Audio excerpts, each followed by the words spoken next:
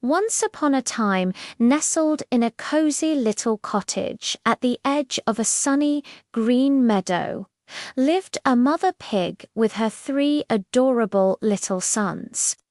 As the days grew shorter and the air a little crisper, she knew the time had come for them to venture out and build their own lives. She gathered them close, her heart filled with a mix of pride and a little bit of worry. "My dear sons," she said, her voice warm and gentle, "you are all grown up now. It's time for you to go out into the world and seek your fortunes. But remember, whatever you do, do it with all your might.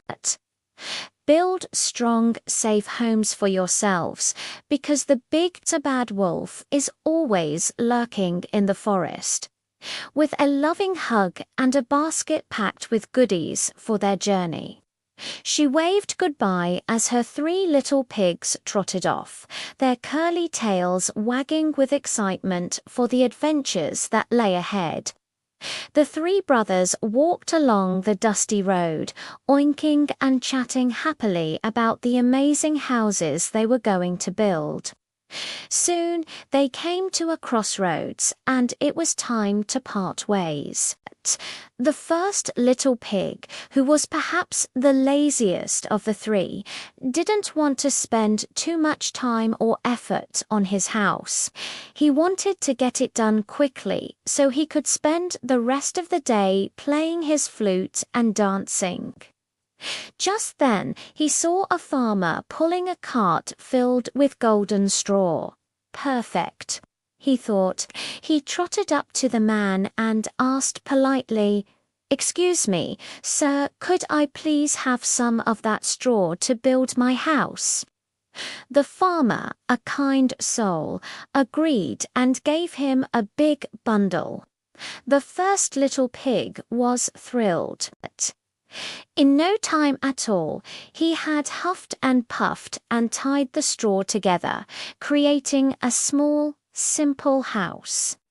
It wasn't very sturdy, but he didn't care. He finished just as the sun was high in the sky, and with a happy little oink, he went inside, put his feet up, and started to play a cheerful tune on his flute, feeling very pleased with himself. The second little pig, who was a little less lazy but still wanted to finish quickly, walked a bit further down his path. He soon came across a man gathering a big pile of sticks from the edge of the woods. The second pig thought a house of sticks would be stronger than straw, and it still won't take too long to build.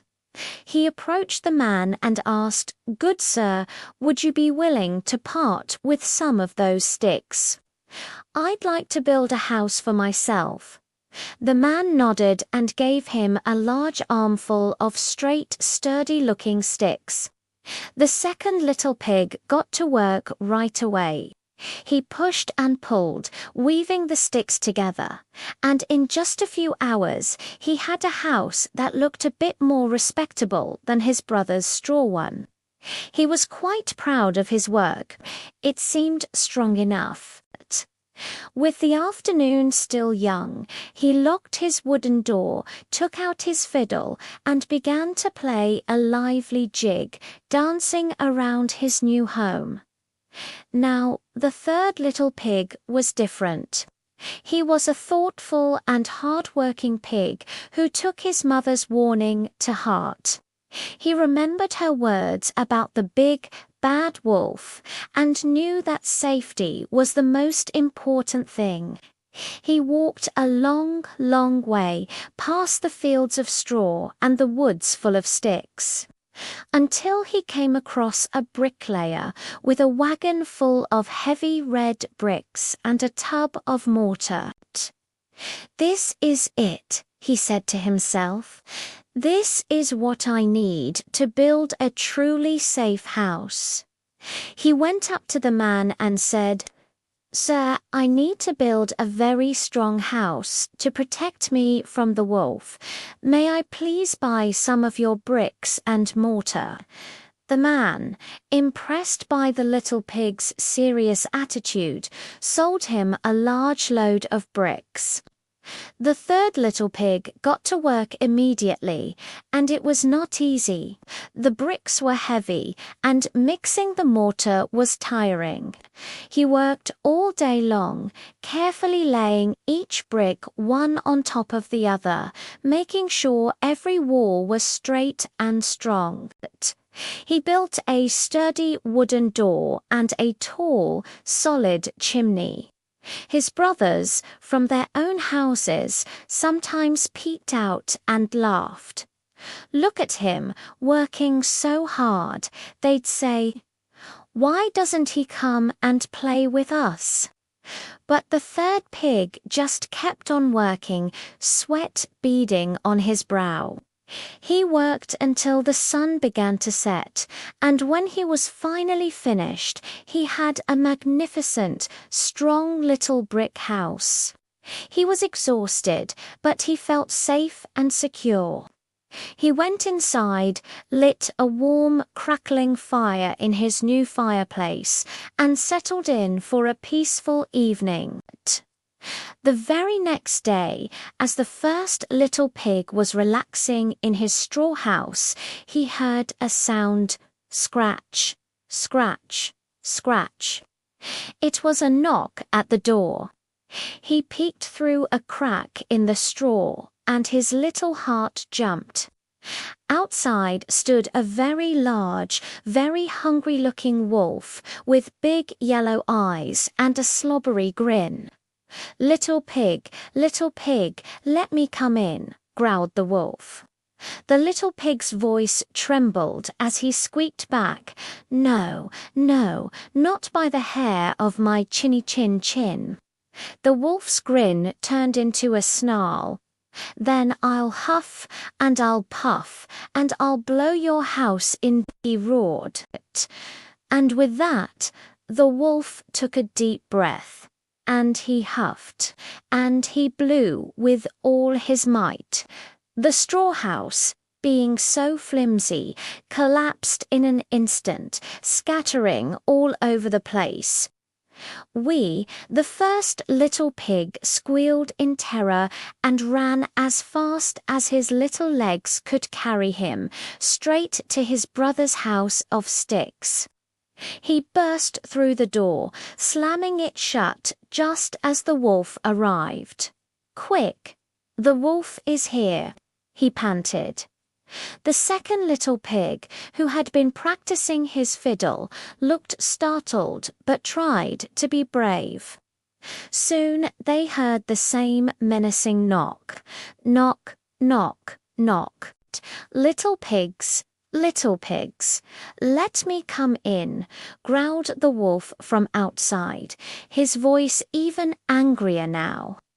"No, no, not by the hair of our chinny chin chins," they both shouted back, huddling together.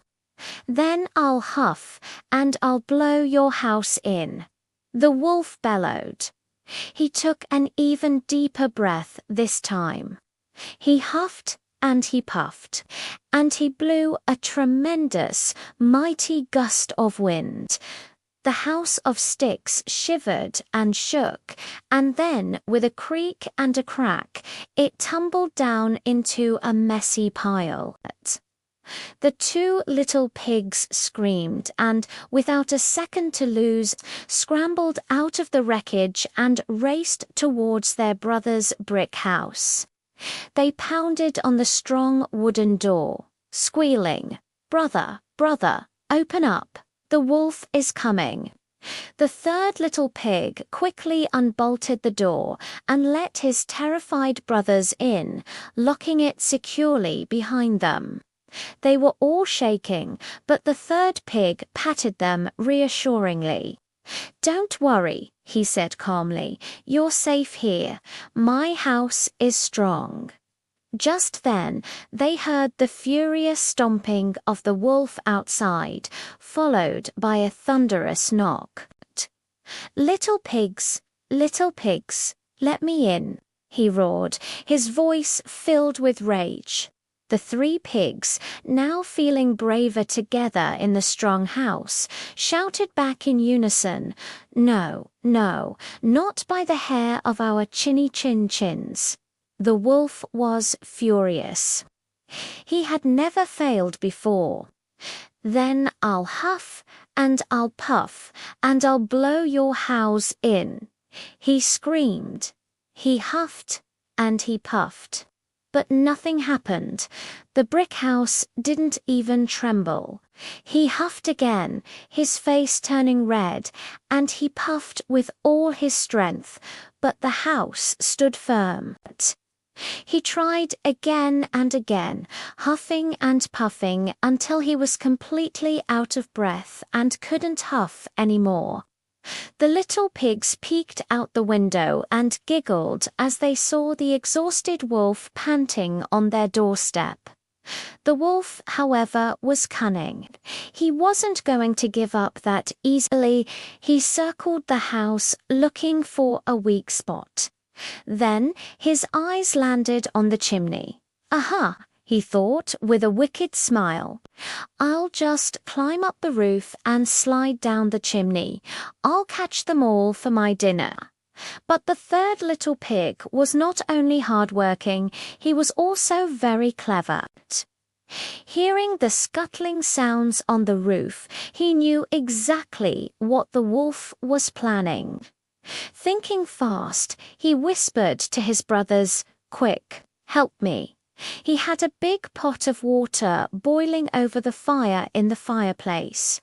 With his brother's help, he moved the large bubbling pot directly under the chimney opening. Just as they stepped back, they heard a scraping sound from inside the chimney, and down came the wolf. Splash! He landed right in the big pot of boiling water. With a yelp of shock and pain that could be heard all over the meadow, the wolf shot straight back up the chimney like a rocket. He flew over the roof and ran off into the forest, howling all the way, never to bother the three little pigs again. From that day on, the first two little pigs learned a very important lesson. They saw that their brother's hard work and careful planning had saved all their lives. They felt very sorry for being so lazy. They moved in with their brother, and together they built two more strong, sturdy brick houses right next to his. They all lived happily and safely ever after, and they never forgot the importance of doing things the right way with all their might. And they certainly never forgot the big bad wolf. Thanks for watching our story today.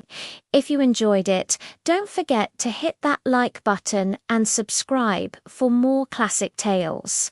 See you next time.